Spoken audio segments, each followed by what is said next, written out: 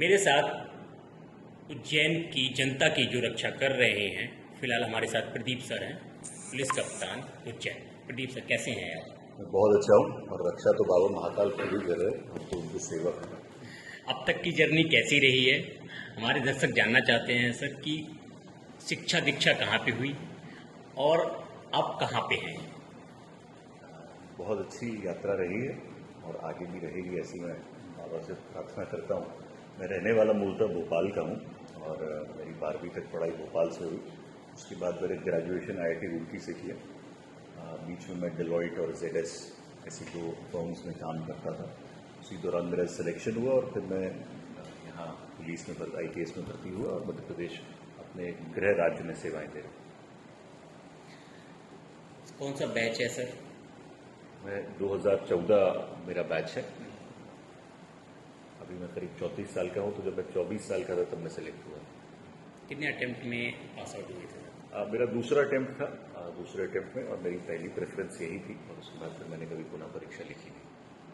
Sir, अगला question है कि उज्जैन में रोजाना भारी मात्रा में पब्लिक आती है, इसको कैसे हैंडल करते हैं? क्या रणनीति रहती है सर? पुलिस बल अपने पास कितना है और जिस हिसाब से दर्शक आते हैं कि उस हिसाब से अपने पास पुलिस बल मौजूद है क्या? देखिए, हमारे पास करीबन 1500 पुलिसकर्मी पूरे जिले में पदस्थ हैं, जिसमें शहर भी शामिल है, देहात भी शामिल है। होमगार्ड भी हमारे पास एक कंटिजेंट है। उसके अलावा जो महाकाल मंदिर है उसकी सिक्योरिटी क्रिस्टल नाम की एक प्राइवेट कंपनी के पास है, वहाँ से भी प्राइवेट सिक्योरिटी डिप्लॉयड रहती है। पर डे उज्जैन में ऑन एन एवरेज 1.5 से 2 लाख दर्शनार्थी बाहर से आते हैं और उसी के अनुपात में हम एक्सपेक्ट करते हैं करीब 25 से 30 हज़ार गाड़ियाँ भी आती हैं। ऑब्वियसली ट्रैफिक और जनता और दर्शनार्थी दोनों हमारे लिए एक बहुत बड़ा चैलेंज रहता है। इसको हम कई तरह से इसको हैंडल करते हैं। एक यूजुअली हमारा प्रयास यही रहता है कि दर्शनार्थियों को किसी प्रकार का व्यवधान ना हो। जैसे शिवरात्रि के दिन बहुत ज़्यादा भीड़ होती है, तो हमने इस तरह से प्लान किया था कि कोई भी दर्शनार्थी 40 मिनट में दर्शन कर सके, और बहुत हद तक हमने अपना टारगेट अचीव किया। तो उसके पीछे बहुत सारी मीटिंग्स होती हैं, बहुत सारी प्रैक्टिकल प्लानिंग होती है और उसके बाद ही उसको डिप्लॉय किया जाता है। सर, दर्शक बाहर से आते हैं, बड़ा सेंसिटिव मुद्दा सर हर तीर्थ स्थानों पे हो गया है कि सर श्रद्धालु भेष बदल कर आ रहे हैं और उनका नाम कुछ है, बता कुछ रहे हैं, आइडेंटिफाई अगर इस तरीके से अगर कोई आता है तो कैसे आइडेंटिफाई करते हैं सर? ये इम्प्रोवाइजेशन हमेशा जारी रहता है किसी भी सिस्टम में। इसलिए हमारे सिविल के लोग सभी जगह डिप्लॉयड रहते हैं। एक होता है जो रूटीन चेकिंग हम लोग करते हैं, जिसमें सभी लोगों को फ्रिस्किंग की जाती है, परंतु एक कंपोनेंट होता है हमारे सिविल का और DSB का, जो इंटेलिजेंस गैदर करते हैं और उसके अनुरूप कार्रवाई करते हैं। वो उतने वेल ट्रेंड होते हैं, वेल इक्विप्ड होते हैं कि कई बार वो रैंडमली लोगों को आइडेंटिफाई कर लेते हैं कि इस तरह की घटनाओं में हो सकता है। प्लस कुछ वॉचर्स होते हैं जिनके पास पुराना इतिहास होता है लोगों को कि कौन किस तरह की घटना करते हैं, तो वो हमेशा सतर्क रहते हैं, नज़र बनाए रहते हैं। तीसरा कंपोनेंट हमारा CCTV कैमराज होता है। हमारे कंट्रोल रूम में और स्मार्ट सिटी के कंट्रोल रूम में जो टीम बैठी रहती है, वो भी गतिविधियों को लगातार मॉनिटर करती रहती है, और अगर ऐसी कोई चीज़ किसी के संज्ञान में आती है तो तत्काल वो सभी को सूचित करते हैं, जिससे जो सही एक्शन है वो लिया जा सके।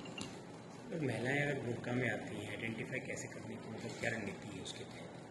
देखिए, मैंने जैसे आपको बताया कि कई बार हमारी DSB और इंटेलिजेंस जो है वो अपना काम करती है। महिला बल सभी जगह डिप्लॉय किया जाता है, सभी चेकिंग पॉइंट्स पे रहता है, तो उनकी गरिमा का ध्यान रखते हुए उनकी चेकिंग की जाती है।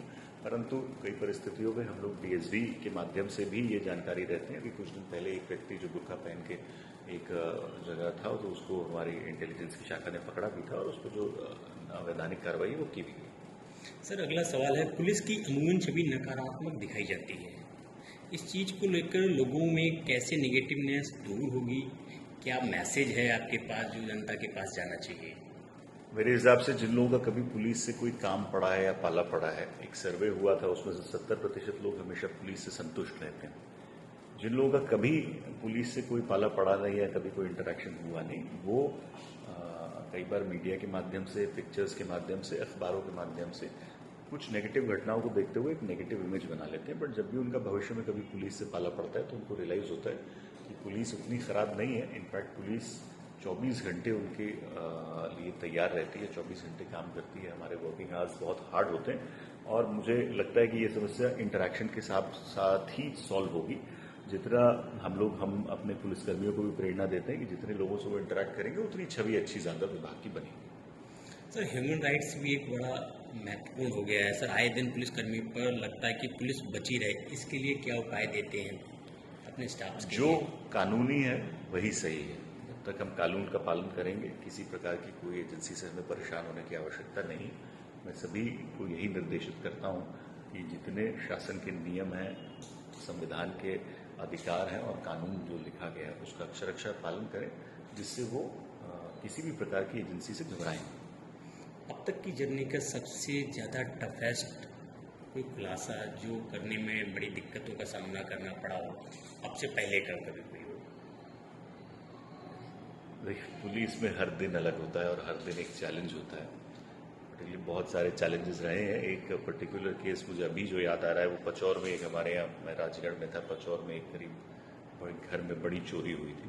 1.5-2 करोड़ के उनके यहाँ चोरी हुई थी और उसमें नेपाल की एक रहने वाली महिला जो किसी एजेंसी के माध्यम से उनके यहाँ काम करने लगी थी, उसने बच्चे का ध्यान रखने के लिए उसको एम्प्लॉय किया गया था। उसने पूरे घर में को रात में ग्रीन टी में नशे की दवाई पिलाकर और पूरे घर से सामान साफ कर लिया था। सुबह जब तक हमको पता चला तब तक वो जो आरोपी थे उनकी टीम पूरी ऑलरेडी दिल्ली पार कर चुकी थी और वे पूरी संभावना थी कि वो नेपाल जा सकते थे। परंतु हमारी सर्विस की ये ब्यूटी भी है कि मेरे बैचमेट्स जो यूपी में थे, दिल्ली में थे, उन्होंने तत्काल उस पर मेरी खबर पर एक्ट किया और चेकिंग लगाई, जिसके माध्यम से हम Delhi police, Uttarakhand police, Uttar Pradesh police, in fact UP police, Noida और गुड़गांव, इन सभी की मदद से हम लोगों को करीब 7 दिन बाद पकड़ने में सफल हुआ और पूरा जो 1.5 करोड़ रुपए था वो भी जो चोरी किया था वो भी बरामद हुआ। राजगढ़ की घटना है जी, राजगढ़ में आप कितना समय रहे थे?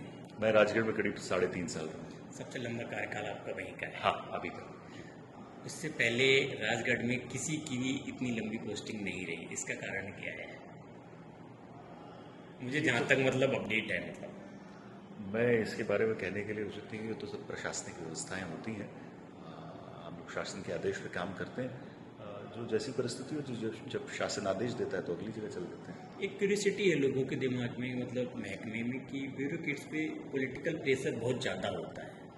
क्या आपने महसूस किया है अब तक की जर्नी में? देखिए, हम जैसे हम जनता के प्रति जवाबदेह हैं, वैसे पॉलिटिकल जो हमारे नेता हैं वो सब भी जनता के प्रति जवाबदेह हैं। हम सभी की जिम्मेदारी जनता के प्रति है और अगर जनता से जुड़ी हुई कोई चीज़ है तो ऑब्वियसली प्रेशर सभी को फील होता है और वो स्वाभाविक भी है, परंतु उसका कोई नेगेटिव कोनोटेशन नहीं होता।